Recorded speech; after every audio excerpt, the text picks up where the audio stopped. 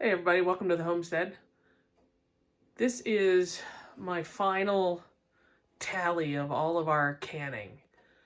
So if you look, I have strawberry jam here.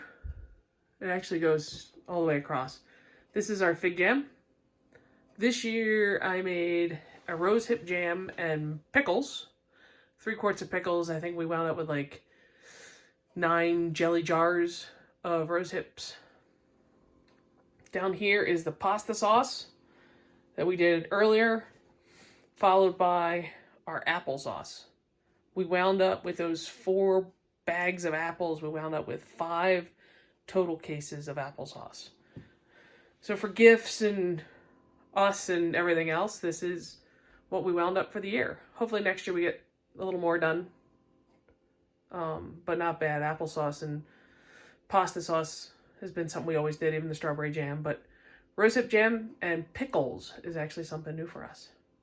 So this room is our generator shed, and it's climate controlled in here, so it'll never get below like 55, 60 degrees. So it's always safe to put the cans in here.